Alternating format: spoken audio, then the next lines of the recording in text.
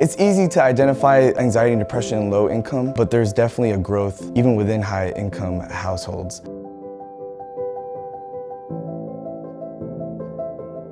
%87% of our students, their families, live below the poverty line. They may be coming from circumstances that create more barriers for their learning and to get their learning to mastery.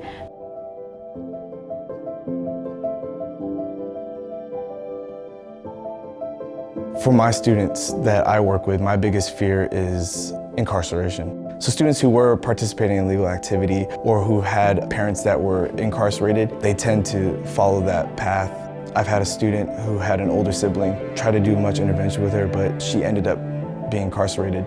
A year later, her younger brother was incarcerated as well, and their older siblings were also incarcerated and their father was incarcerated. At Communities in Schools, we provide individualized support for students struggling with mental and behavioral health issues. About 40% of our students right now struggle with some behavioral or mental health challenge. And unfortunately, in too many communities, the conversation has been taboo. What we do know is that it's a conversation that needs to be had. 50% of all mental illness begins by the age of 14. It is really important that teachers, staff, and the community abroad be cognizant and be keenly aware of what those symptoms are. We offer youth mental health first aid training, and what that is essentially training teachers and staff to be aware and be cognizant of the symptoms of mental health and mental illness in our students. We offer site coordinators, which are on-campus individuals, professionals that are working with students every day. My first assessment with a student, I was like, hey, give me a hug. And he was like, what? No, like, why would I give you a hug? That's weird. And I was like, okay, that's fine. I respect that. Shake your hand. 2 weeks after, we started building that relationship. That trust became very key. And I remember we were saying bye at the end of the day. And he went in to give me a hug. I just embraced the hug. Later on, he told me that, honestly, he never grew up with a father. He's never really received a hug in his life. In that moment, I told him, it's totally okay to be vulnerable.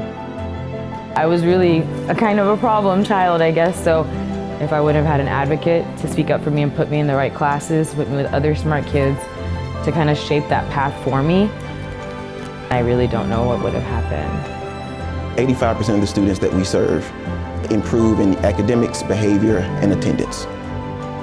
And so for so many of our students that are students of color, and many that come from low-income communities, what we're giving them is an opportunity, a chance to be put on an even playing field. An ounce of prevention is worth a pound of cure.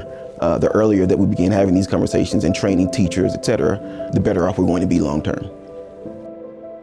Every person on this planet is having a rough time, and that if you can make it easier for anybody, you should, just because you never know what kind of impact that person will have on the next person that they meet.